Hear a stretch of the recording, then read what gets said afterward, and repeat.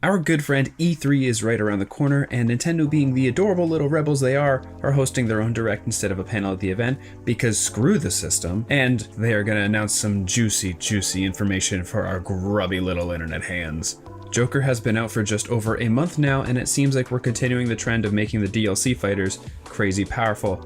I can't hate on him. I love Persona. I love how he was introduced. I love it all. All except for how long this parry is. Oh my god, what is going on? How do you do that? What is that, like 5 seconds? God damn!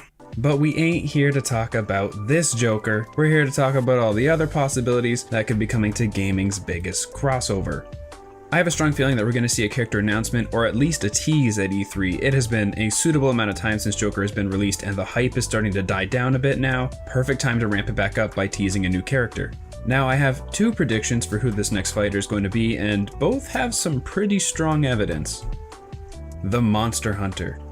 This is a top contender for a lot of people ever since they introduced Rathalos into the series as a boss with no Monster Hunter to be seen and no stage other than this huge open plain that you fight him on. And with Iceborne coming out and breathing life back into the incredible Monster Hunter world with such an enormous expansion, I think it's entirely possible for the Monster Hunter to be coming to the Ultimate roster. Monster Hunter has had a long time relationship with Nintendo, being primarily released on their platforms through a majority of the franchise's history. World is the first time we see Monster Hunter hitting every platform, even PC later on down the line. I have seen Monster Hunter before, but I never got my hands on a Monster Hunter game until World, and oh man, I absolutely loved that game. Incredibly unique enemies, a diverse weapon class system, rich environments, and now my dear sweet Canada is finally gonna have the recognition it deserves. One of our national animals is now a monster. Take that, America. I don't see a bald eagle anywhere in here now, do I? It seems that when selecting characters, they wanted to use characters that were popular in both the West and the East. Joker and Persona are originally Japanese games. They take place in Japan and have a large following outside of just the West. And Piranha Plant is, well, Piranha Plant. He doesn't need any excuses. He's royalty. The Monster Hunter has a vast arsenal of now 14 weapons, and they kinda hit all the bases from bombarding from a distance with the bow guns to everybody's favorite up-close super smasher, the Greatsword. There is so much content to work with, and Nintendo has shown that they can work with damn near about anything to create an interesting moveset, i.e. Piranha Plant. That, or they could take the Marvel vs. Capcom approach and just give them 3 main weapons and create a moveset based off of that. There is a huge possibility and a lot of opportunity here, but my next guess? Not so much. Steve for Smash. I don't like this any more than you do.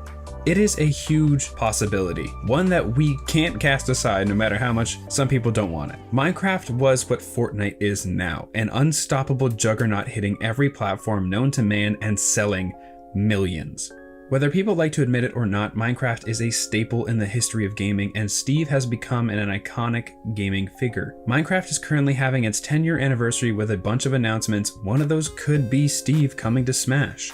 It is nothing new that Nintendo and Microsoft have been playing friendly over the past little bit, and Minecraft was the first cross-platform game between Nintendo and Microsoft. Steve being in Smash could be the perfect representation of their partnership. The only problem is I have no idea how you would make a moveset for Steve. I'm not going to deny that it would be really cool to have a Minecraft world with destructible blocks similar to Green's, but there would have to be a building mechanic built into his kit somehow, and could possibly function similar to Shulk with his Monado arts, but instead building your weapon. But then it gets pretty complicated with switching between weapons and different hitboxes for that character.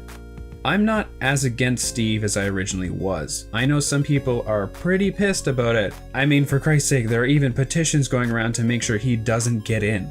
This could be a risky move for Nintendo, seeing as how many are against the idea of Steve's inclusion. Some more passionate than others. And we could see some serious backlash from this decision. I think it's pretty obvious that I am leaning more towards Monster Hunter than I am Minecraft. I do have a personal connection with Monster Hunter, but I can't deny that Minecraft has been a worldwide phenomenon for a little while, and it would spark a lot of interest. It's interesting that both of these characters would have a very dynamic kit to work with, utilizing a number of different weapons or items, and each with a game built heavily on crafting mechanics. After seeing the inclusion of Joker, which nobody but Alpha Rad and Relax-A-Lax predicted, I sure as hell didn't see that coming. The sky is the limit. It could be literally anybody. I'm also going to throw my head out on the chopping block here and say that I think all of the DLC characters will be third party. Reggie was advertising Smash as the biggest crossover event gaming has ever seen. I'm pretty sure that's when Joker was announced. Both Steve and the Monster Hunter would be third-party characters, but it does seem more likely for Nintendo to obtain rights from Microsoft than for them to obtain rights for another Capcom character after the newest inclusion of Ken. Either way, I'm excited to see what Nintendo has in store for Smash around the time of E3. Maybe they won't announce anything and I'll just look like an ass. I'll probably just look like an ass. Thank you so much for watching. E3 is fast approaching and good God do I have a lot of stuff to talk about without all the fancy new announcements that'll be going on. If you want to stay up to date with everything that I'll be talking about, make sure to smack that subscribe button around a little bit. If you liked it, hit the like button. If you disliked it, hit the dislike. It always helps me know what content you want to see from me. And as always, there's that little notification bell, the dingle dongle thing down there. If you hit that, a magic little fairy will show up and bless your internet boxes with notifications of yours truly. So make sure you click it. Internet fairies aren't cheap, dude. As always, once again, thank you so much for watching, and I will see you in the next video. Catch you later!